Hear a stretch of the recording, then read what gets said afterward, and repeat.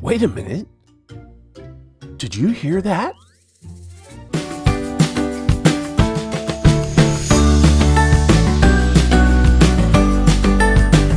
Pop's Place! Hi everybody, welcome back to Read Aloud with Pop. Today we're reading Horton Hears a Who by Dr. Seuss. This is a story about an elephant who hears something very, very tiny that nobody else believes is there. And even when everyone laughs at him, Horton keeps listening. Let's find out what happens. On the 15th of May, in the jungle of Newell, in the heat of the day, in the cool of the pool, he was splashing, enjoying the jungle's great joys, when Horton the elephant heard a small noise. So Horton stopped splashing. He looked toward the sound. That's funny, thought Horton. There's no one around. Then he heard it again. Just a very faint yelp, as if some tiny person were calling for help. I'll help you, said Horton. But who are you? Where? He looked and he looked. He could see nothing there but a small speck of dust blowing past through the air. I say, murmured Horton, I've never heard tell of a small speck of dust that is able to yell.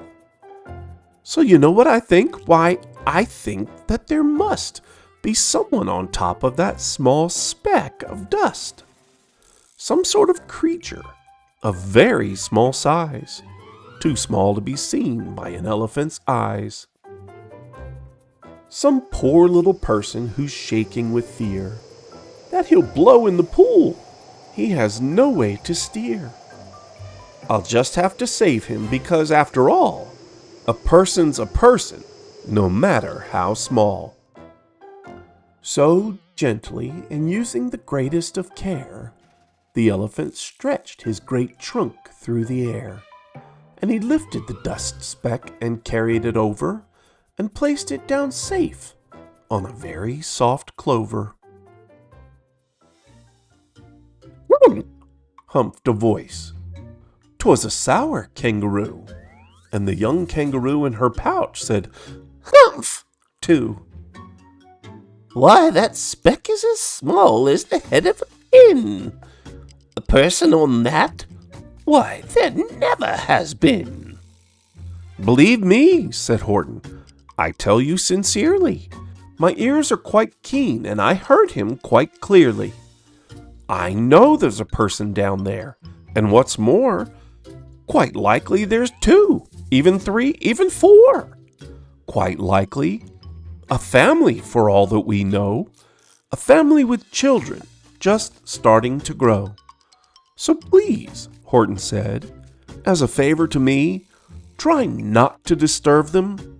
Just please let them be. I think you're a fool, laughed the sour kangaroo. And the young kangaroo in her pouch said, Me too. You're the biggest blame fool in the jungle of Newell. And the kangaroos plunged in the cool of the pool.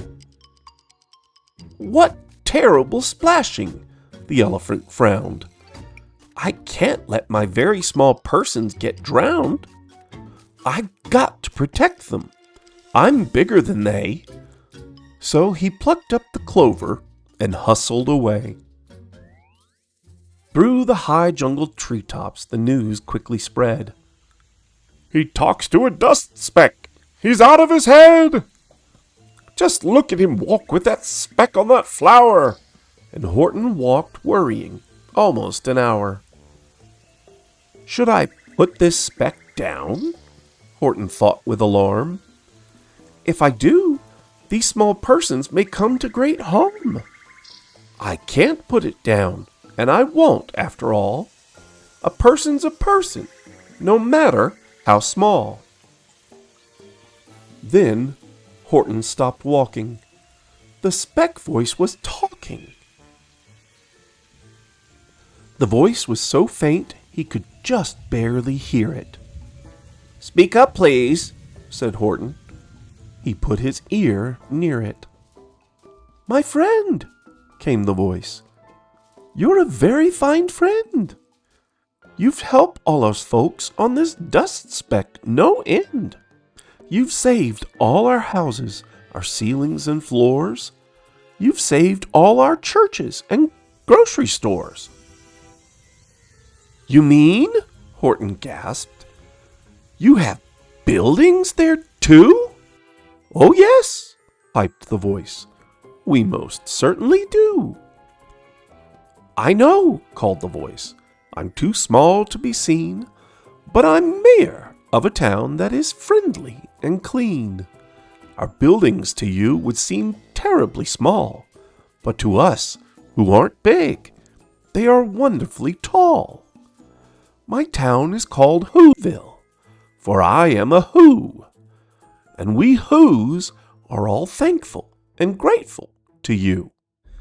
And Horton called back to the mayor of the town, "You're safe now, don't worry, I won't let you down." But just as he spoke to the mayor of the speck, 3 big jungle monkeys climbed up Horton's neck. The Wickersham brothers came shouting, "What rot! This elephant's talking to Whos who are not. There aren't any Whos, and they don't have a mayor. And we're going to stop all this nonsense, so there." They snatched Horton's clover. They carried it off to a black-bottomed eagle named Vladikoff, a mighty strong eagle of very swift wing. And they said, "Will you kindly get rid of this thing?" And before the poor elephant even could speak, that eagle flew off with the flower in his beak.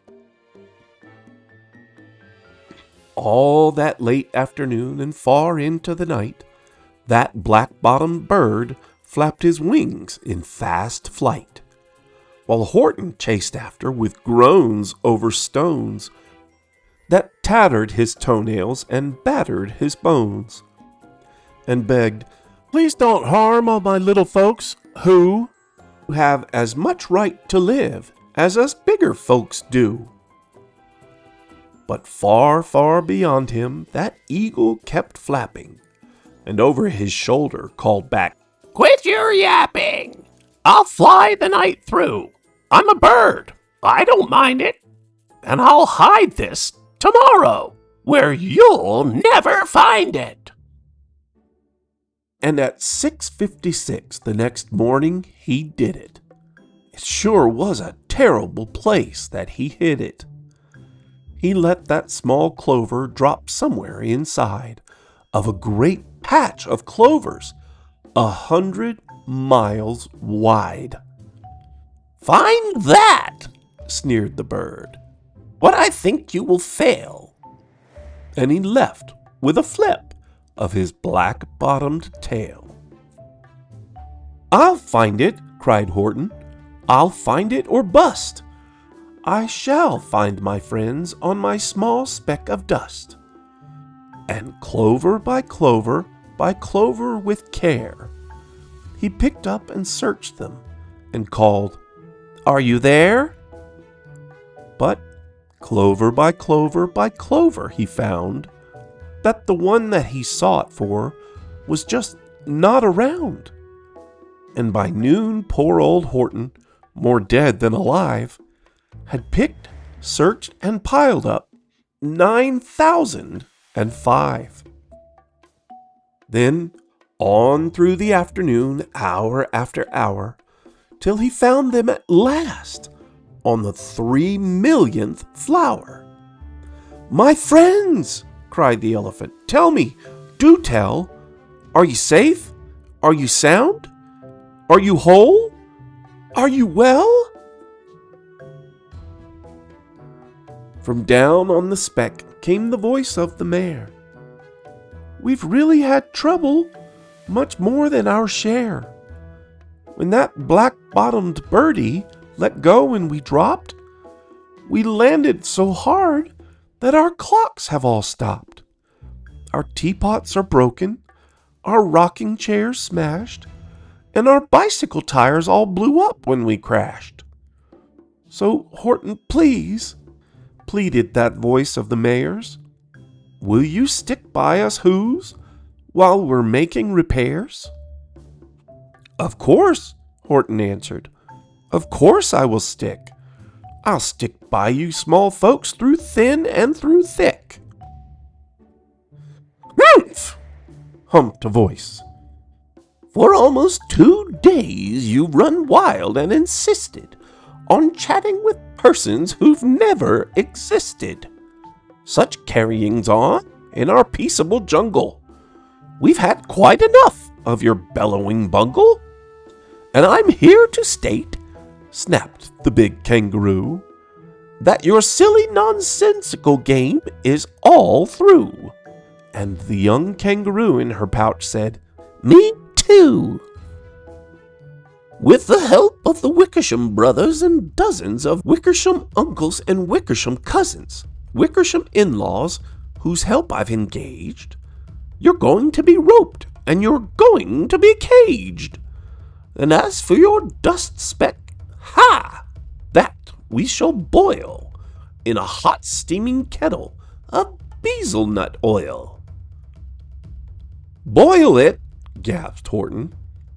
Oh, that you can't do. It's all full of persons. They'll prove it to you. Mr. Mayor! Mr. Mayor! Horton called. Mr. Mayor! You've got to prove now that you really are there. So call a big meeting. Get everyone out. Make every who holler. Make every who shout. Make every who scream. If you don't, every who is going to end up in a bezel nut stew. And down on that dust speck, the scared little mayor quick called a big meeting in Whoville Town Square. And his people cried loudly. They cried out in fear. We are here! We are here! We are here! We are here! The elephant smiled. That was clear as a bell. You kangaroos surely heard that very well. All I heard, snapped the big kangaroo, was the breeze, and the faint sound of wind through the far distant trees. I heard no small voices, and you didn't either. And the young kangaroo in her pouch said, Me either. Grab him, they shouted, and cage the big dope.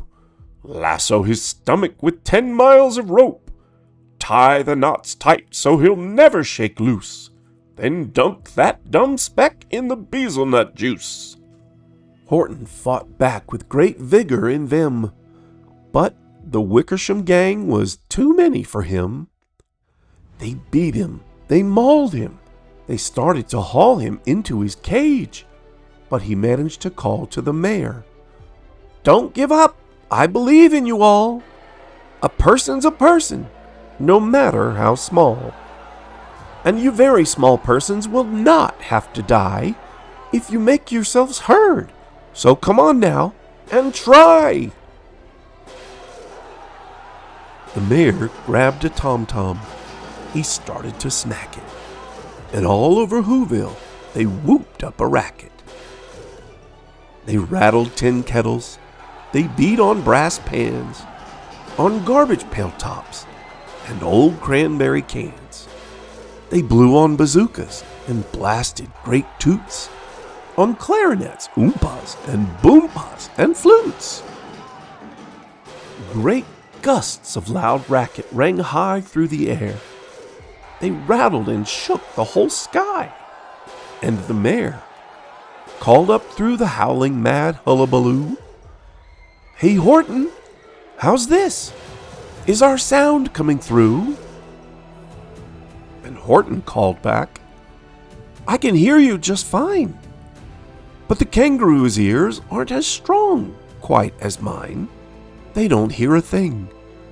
Are you sure all your boys are doing their best? Are they all making noise? Are you sure every Who down in Whoville is working? Quick, look through your town. Is there anyone shirking? Through the town rushed the mayor from the east to the west, but everyone seemed to be doing his best. Everyone seemed to be yapping or yipping. Everyone seemed to be beeping or bipping. But it wasn't enough, all this ruckus and roar. He had to find someone to help him make more. He raced through each building. He searched floor to floor. And just as he felt he was getting nowhere and almost about to give up in despair, he suddenly burst through a door, and that mayor discovered one shirker quite hidden away in the Fairfax Apartments, apartment 12J.